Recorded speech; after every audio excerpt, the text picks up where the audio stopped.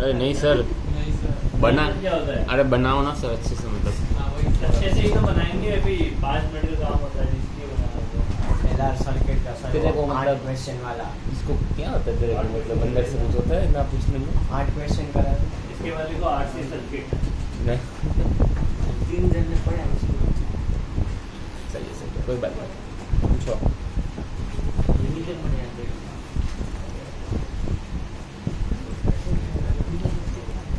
इसके बाद देखो RC सर्किट में देखो क्या करने का है, एक रजिस्टर, एक कैपेसिटर और वही आपका वोल्टेज सोर्स।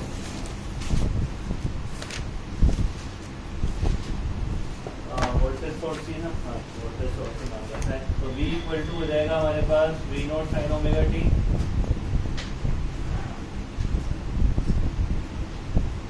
इधर R, यहाँ पे C, यहाँ पे प्लस, यहाँ पे माइनस, करंट ऐसे फ्लो करेगा तो ये प्लस माइनस, ठीक है।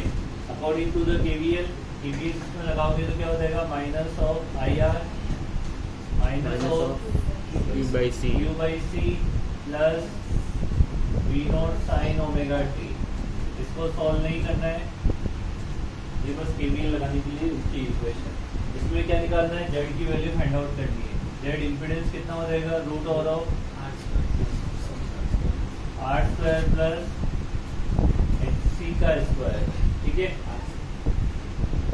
इसका जो ग्राफ बनेगा Z का और HC का, वो कैसे बनेगा, R और HC नीचे होता है, ये एंगल बन जाएगा फाई। तो tan फाई को क्या लिखोगे यहाँ पे, XC डिवाइडेड बाई R। अब बताइए बात ये, XC डिवाइडेड बाई R हो जाएगा। बाकी और क्या है, हाँ अगर इसमें अपन इसकी इक्वेशन लिखें, किसकी, करंट वगैरह की इक्वेशन लिखें, करंट की इसके अक्रॉस, रजिस्टर के अक्रॉस वोल्टेज कितना हो जाएगा,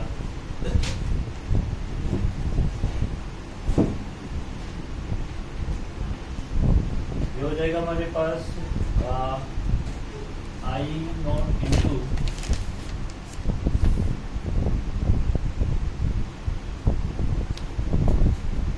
देखो रजिस्टर के अक्रॉस वोल्टेज तो करंट के फेज में ही होता है, VR और IR, इसमें जो भी करंट फ्लो करेगी उसी फेज में होगा।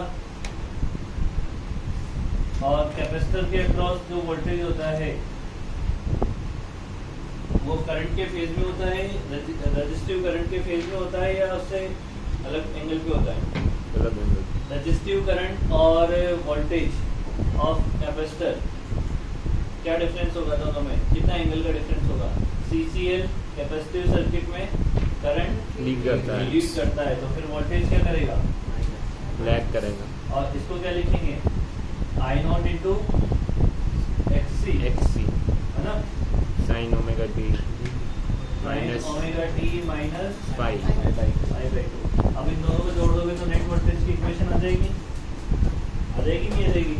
इन दोनों को जोड़ दो तो नेट वोल्टेज की इक्वेशन लिख देंगे पर E0 या V0 equal two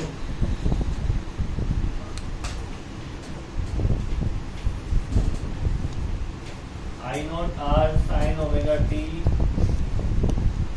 plus I0 XC sin omega t minus पाई/2। इन दोनों को ऐड कर देना है तो आपको नेट वोल्टेज की इक्वेशन मिल जाएगी, ठीक है।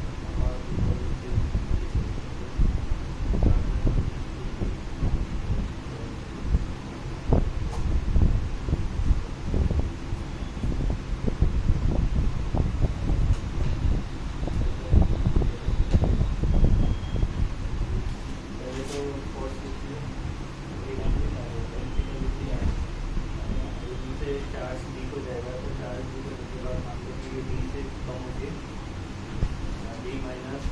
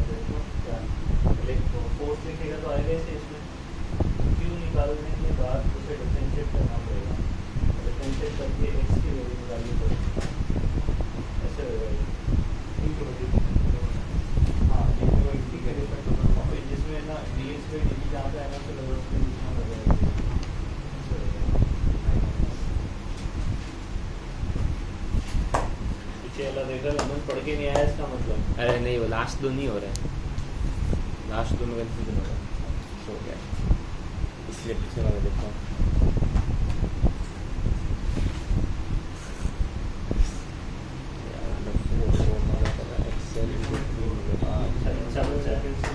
नहीं कम करता है तो ये तो दुकान सारे ये तो सिंपल है आगे वाला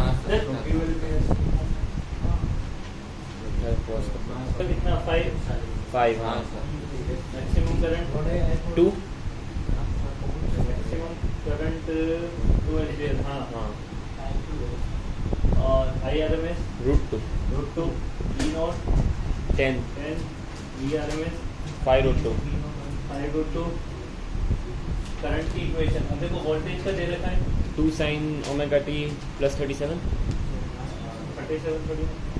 37 ही आएगा sir.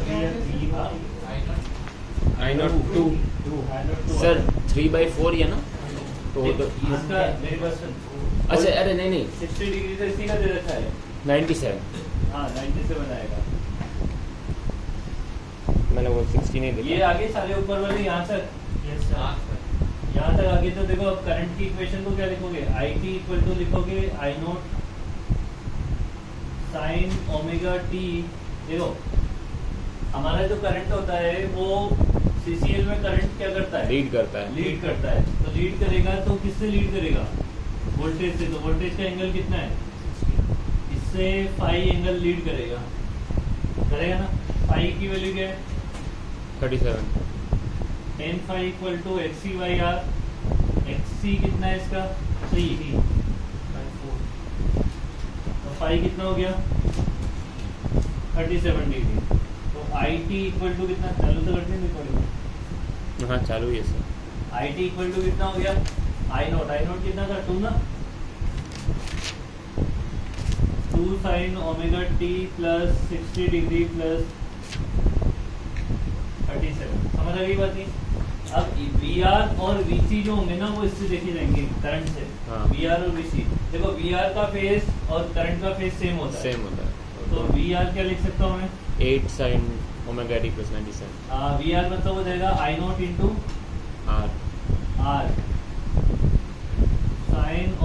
t plus 60 degree plus 37, तो ये कितना हो जाएगा? 8 आ जाएगा।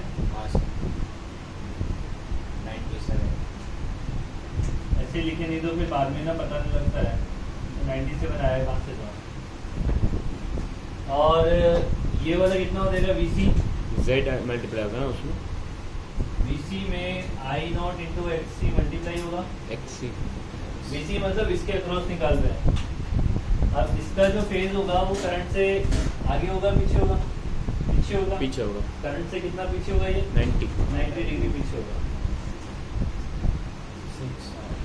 7 मगर ठीक ओमेगा है। t plus 60 plus 37 minus 90 degree. अब पहले पुट कर देना, आंसर आ जाएगा आपका।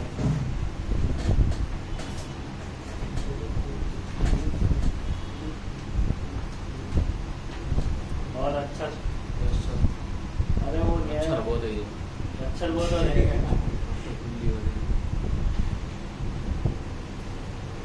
बोले क्या है वो साथ में? चलो अभी एक क्वेश्चन लिखो, एक क्वेश्चन लिखे। If we apply 12 volt DC supply,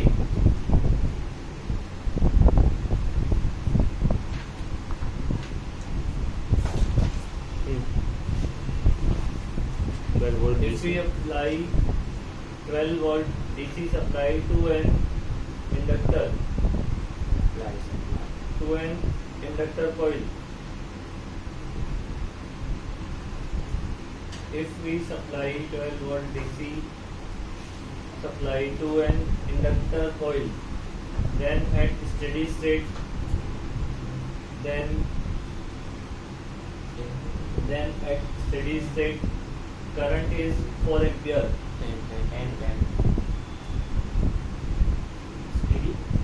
Steady state current is 4 ampere, है ना? If we supply, full stop करके लिख लेना। If we supply 12 volt AC supply, पहले 12 क्या था? DC अब 12 क्या है? AC।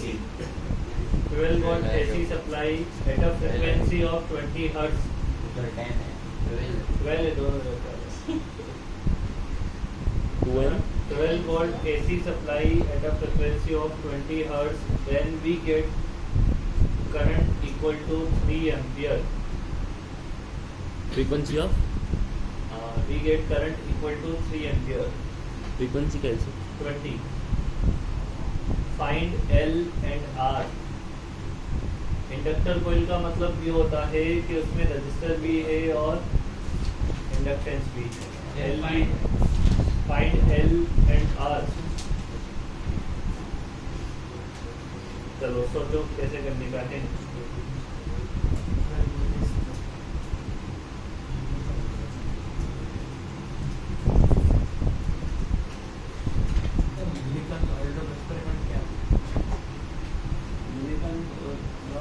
पार्टिकल को इसमें क्या दे रखा था? स्टेडी स्टेट में करंट कितना है? 4 एम्पियर। स्टेडी स्टेट में इंडक्टर क्या हो जाता है हमारा?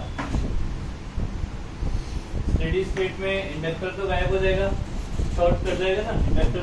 तो जो करंट मिल रही है 4 एम्पियर वो किसके कैसे मिलेगी? 4 = 12 डिवाइडेड बाई R। तो R की वैल्यू कितनी हो गई? 3 ओम। R की वैल्यू तो मिल गई डायरेक्टली। अब दूसरे केस में करंट मिल रही है कितनी? 3 एम्पियर बोलिए, 3 एम्पियर बोलिए। तो उसमें आपको Z निकालना पड़ेगा दूसरे केस में, AC के केस में। Z इक्वल टू कितना हो जाएगा? Root over of 3 square plus XL का स्क्वायर। ये फ्रीक्वेंसी ठीक है ना? फ्रीक्वेंसी दी है फ्रीक्वेंसी 20 दी है ना? तो अभी पुट मत करो, बाद में पुट करना। अभी पुट मत करो, बाद में पुट करना। देखो इसमें करंट इक्वल टू कितना देखा है? 3 इक्वल टू कितना हो जाएगा? 12 डिवाइडेड बाई Z। तो Z की वैल्यू कितनी हो जाएगी? 4 हो जाएगी। तो इसको यहाँ पे पुट कर दो तो कितना हो जाएगा? 16 इक्वल टू 9 प्लस XL का स्क्वायर। तो XL इक्वल टू कितना हो जाएगा? √7 5 नहीं √7 √7 √7। अब एक्सएल की वैल्यू क्या होती है? Omega L. Omega L omega कितना है? 20 45। ठीक है, सर ओमेगा 20 है। एफ 20 है, फ्रीक्वेंसी 20 है ना? तो 2 पाई एफ होता है ना, हाँ हाँ तो 40 हो जाएगा। एल की वैल्यू निकाल लो यहाँ से बस। सर ये 2πf से भी निकाल सकते हैं। क्या 2πf वही तो किया है, देखना 2 पाई, ये 2 पाई है, इसके अंदर एफ भी है और एल भी है। ठीक है, चलो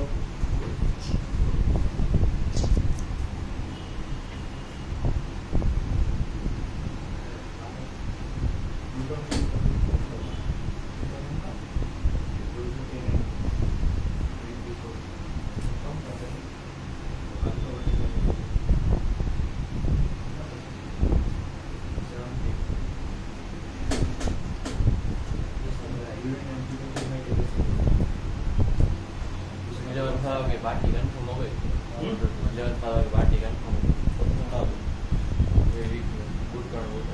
अब इनके एडमिशन भी कंफर्म हो जाएंगे। सोचो तुम्हारी पार्टी नहीं हुई, उनकी पहले हो रही है। नए आए हैं ना, हम भी तो नए हम- आए। नहीं, ये क्या तरीका होता है? हमने नया तो है। पार्टी दी है, वो भी कितनी बड़ी। हाँ, और तुम्हें पार्टी नहीं मिली, ये ना हमने पंकज सर को दी, और देख लो तुम्हें पार्टी नहीं मिली। लेकिन आपने तो हमें दे दी उसी दिन उसी दिन।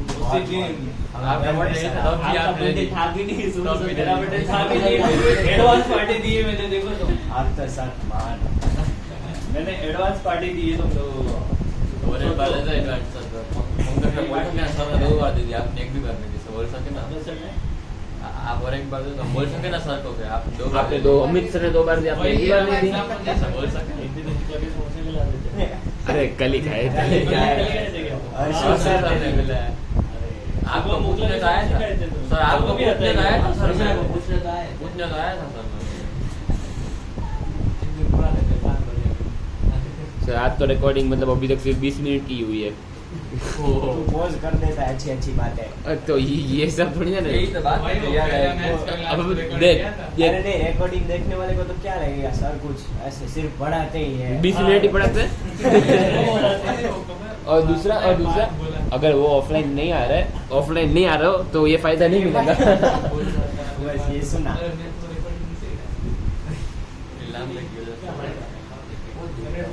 देखो I equal to I naught sine omega t दे रखा है, इंडक्टर दे रखा है, कैपेसिटर दे रखा है, एलसी सर्किट है हमारे पास ये। इसमें हमें देखो कि वोल्टेज, इसके अक्रॉस जो वोल्टेज लिखोगे कैपेसिटर के अक्रॉस, वो क्या लिखोगे? I naught into XC sine current.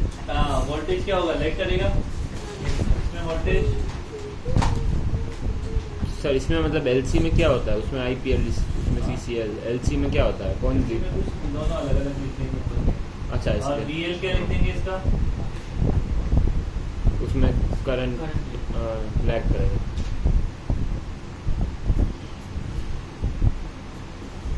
दो इक्वेशन हो गई हमारे पास यहाँ पे ना। इसके ग्राफ वगैरह कैसे बन जाएंगे हमारे पास? वोल्टेज का ग्राफ और करंट का graph.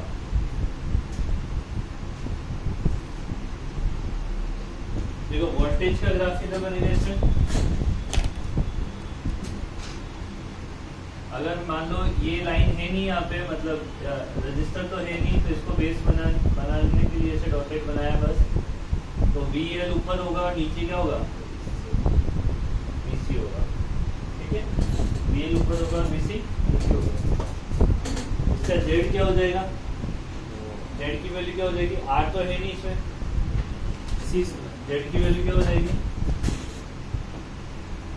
Z equal to XC square XL plus minus XC का मॉड हो जाएगा सिर्फ, है ना? मॉड क्यों बोल रहे हैं? क्योंकि दोनों में से कोई भी बड़ा होगा तो पता नहीं कौन बड़ा है। इसका tan phi कितना हो जाएगा?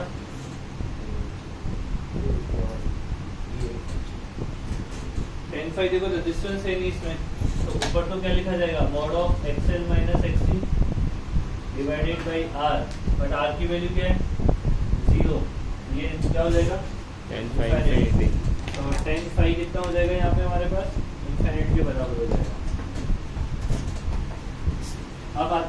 पावर फैक्टर पे, पावर फैक्टर cos फाई जो होता है,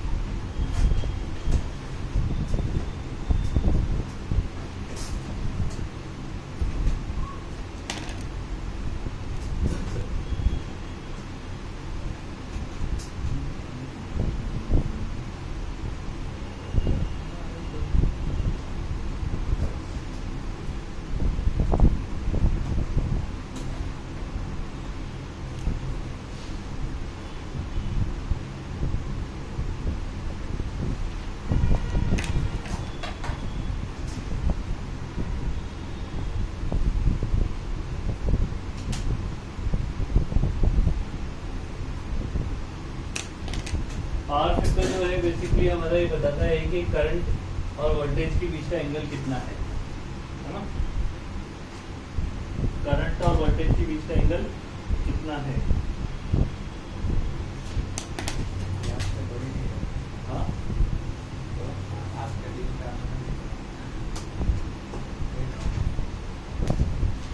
अभी देखो इसमें पावर वाला पूरा डेरिवेशन करना है। पावर वाले पूरे डेरिवेशन के लिए इसमें पहले करंट का एक्सप्रेशन मान रखा है साइन और वो फाई, तो ये हो जाएगा I naught sine omega T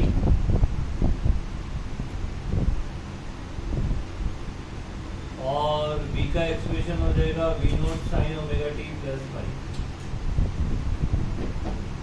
अब यहाँ से अगर मैं इंस्टेंटेनियस पावर की बात करूँ तो इंस्टेंटेनियस पावर मतलब इसमें अज्यूम कर रहे हैं कि v लीड कर रहा है। हाँ v लीड कर रहा है ना, v इंटू आई में वैल्यू पुट कर दो तो V naught I naught sine omega T into sine omega T plus five. समझ रही बात ये? Yes sir. ये इंस्टेंटेनियस पावर हो गई। अगर एवरेज पावर फाइंड आउट करनी है तो एवरेज पावर कैसे निकालते हैं अपन? पावर एवरेज निकालने का फॉर्मूला वही average power equal to P D T divided by D T, 0 से t के लिए 0 से t के लिए एक टाइम पीरियड के लिए पावर निकाल लेंगे अपन यहाँ पे और वैल्यू पुट कर देते हैं पावर के ऊपर से, ये पुट हो जाएगा कितना हो जाएगा v नॉट आई नॉट तो बाहर आ ही जाएगा, अंदर बचेगा sign omega T plus five into D T 0 से t divided by D T 0 से t। ठीक है,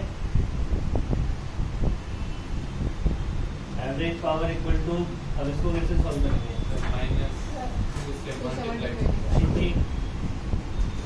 टू से मल्टीप्लाई 2 से डिवाइड करते हैं तो 2 cos t माइनस तो v naught I not divided by 2, ये क्या बन जाएगा? ये क्या बन जाएगा? cos c माइनस और तो वही होता है ना 2 sin a sin b का फॉर्मूला क्या होता है? साइन ए साइन बी तो cos a plus cos c plus b minus cos c minus d by 2 minus cos c plus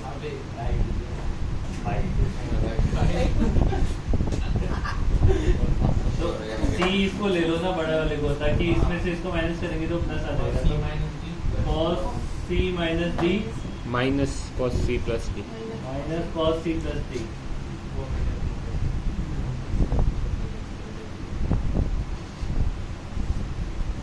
और यहाँ पे तो कितना बचेगा t, तो ये t इधर आ जाएगा।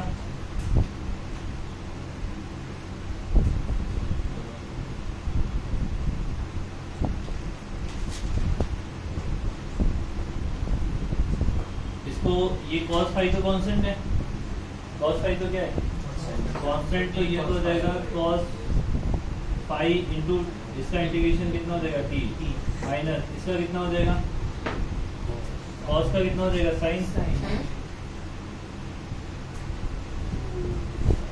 और डिवाइड हो जाएगा इसका 2 ओमेगा 0 से t। अब लिमिट पुट करोगे ना तो ये वाला चला जाएगा और यहाँ t आ जाएगा, तो p एवरेज का जो फॉर्मूला होगा v naught I naught into cos phi divided by 2, ये एवरेज पावर का फॉर्मूला हो जाएगा। अब इसके बहुत सारे फॉर्म हैं, बहुत सारे क्या क्या फॉर्म है इसके। पी एवरेज इक्वल टू हो गया हमारे पास V naught I naught cos phi by 2, एक तो ये हो गया। इसको क्या कर लो, √2 इधर रख लो, √2 इधर रख लो, तो वो क्या हो जाएगा IRMS VRMS into cos phi. ठीक है, ये तो हो गया। अब इसी को चेंज कर लो, V को मैं क्या लिख सकता हूँ IR, तो वो क्या हो जाएगा I नोट स्क्वायर V को IR थोड़ा लिखेंगे, V को लिखेंगे I इंटू Z, क्योंकि यहाँ पे तो Z होगा ना पावर के लिए, यहाँ पे तो Z होगा ना, तो वो हो जाएगा I स्क्वायर इंटू Z डिवाइडेड बाई 2 इंटू कॉस फाई का फॉर्मूला। अपन ने एक ट्राइंगल बनाया था ऐसा, अच्छा अपन ने LCR नहीं पढ़ा ना अभी, तो फिर ठीक है, इसे कॉस फाई के फॉर्म में रखो, तो फिर I Cos phi R by Z होता है। I नोट स्क्वायर बाई 2 को IRMS स्क्वायर लिख सकते हैं। अब तो बहुत सारे फॉर्मूले बना लोगे ना, ये हटा ही देता हूँ क्योंकि कॉस फाई है नहीं मेरे पास, वरना R by Z लिखना था मेरे को, तो R by Z से और बहुत सारे फॉर्मूले बन जाते हैं। R by Z LCR पढ़ेंगे तब आएगा। ठीक है, अच्छा अभी जो यहाँ पे जो कॉस पावर फैक्टर का लिखना भूल गया मैं, पावर फैक्टर जो है वो क्या है, कॉस फाई। हाँ, पावर फैक्टर बोला जाता है cos phi.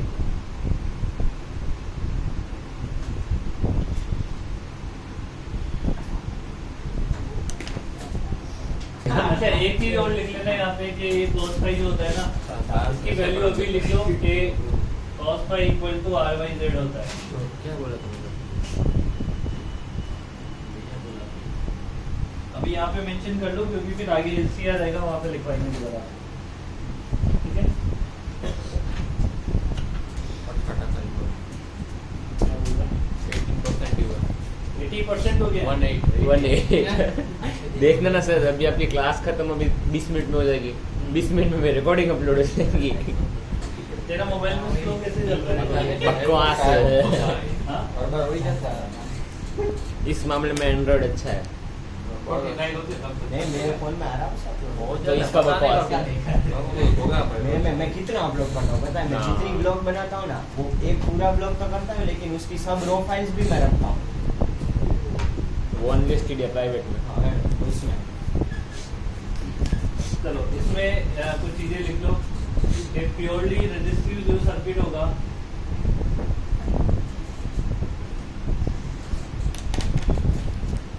Purely resistive circuit के लिए देखो वोल्टेज और करंट दोनों सेम फेज में होते हैं। ये करंट वोल्टेज दोनों सेम फेज में होते हैं। इनका जो फाई होता है वो 0 डिग्री होता है, और इसके लिए जो एवरेज पावर होती है वो हो जाएगी VRMS into IRMS into cos 0 degree. Cos 0 degree कितना हो जाएगा, कॉस 0 तो ये VRMS इंटू IRMS हो जाएगा। फिर प्योरली इंडक्टिव,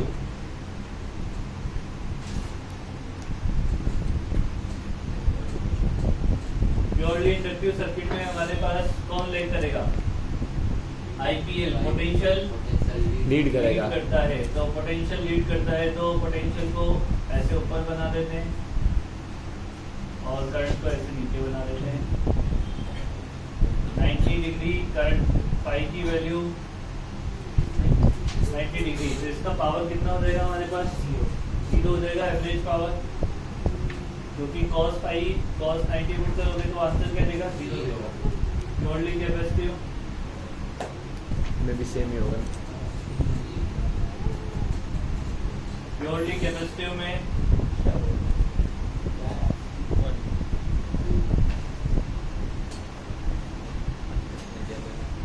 फाई की value 90 degree average power 0,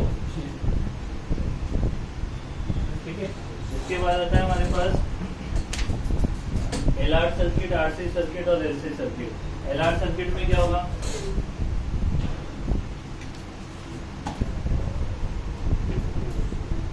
LR circuit में क्या होगा हमारे पास, अब यहाँ पे आपको क्या निकालना पड़ेगा, देखो LR है ना, तो अभी L डोमिनेट करेगा, तो L मतलब इंडक्टिव, इंडक्टिव मतलब क्या होता है, पोटेंशियल, बट पोटेंशियल लीड करेगा पर 90 डिग्री से लीड नहीं करेगा, तो पोटेंशियल को एक एंगल से लीड करेगा, जिसको बोल देंगे फाई। और यहाँ पे tan फाई कितना हो जाएगा, XL बाई R, ये कितना हो जाएगा, XL बाई R हो जाएगा। तो यहाँ पे जो एवरेज पावर मिलेगी ना, वो एवरेज पावर कितनी हो जाएगी, VRMS IRMS into cos phi. cos phi क्या होता है, R बाई Z, वो R बाई Z जो भी निकलेगा वो पुट करना पड़ेगा। Z तो क्या है यहाँ पे, cos फाई को अगर निकालना चाहो तो cos फाई इक्वल टू कितना हो जाएगा, R divided by root of R square plus XL square, ठीक है ना। इसके बाद है हमारे पास RC सर्किट, इसमें भी एवरेज पावर कितनी हो जाएगी, VRMS IRMS into cos phi. इसका डायग्राम कैसे बनेगा, इसमें कौन लीड करेगा, करंट,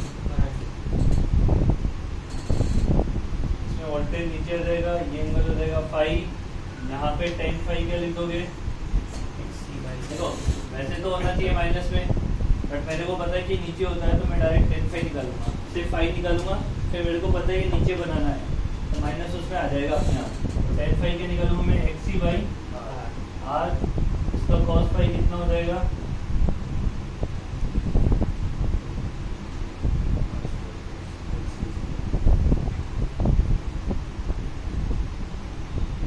ठीक है। इसके बाद हो जाएगा LC सर्किट, LC इधर ही बना देते हैं।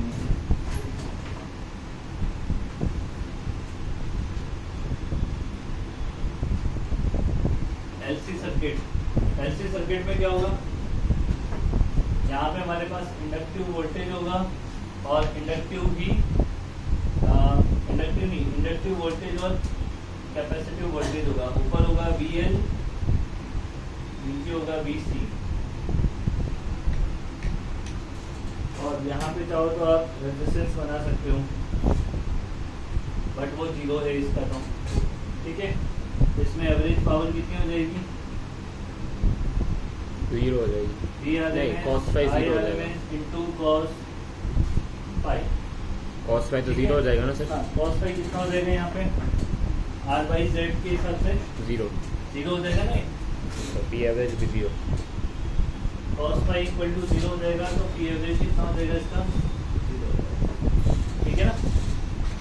इसके बाद अपन कल पढ़ते हैं, क्वेश्चन करेंगे, और कल तो मतलब मंडे को, और मंडे को ही खत्म भी हो जाएगा, 3 दिन का। मंडे को यही करें, मंडे को सर रिकॉर्ड करेंगे, कल अच्छा हाँ कल सैटरडे है ना, हाँ कल में नहीं आ रहा है। सर बोल रहे थे क्लास कर लेंगे आप।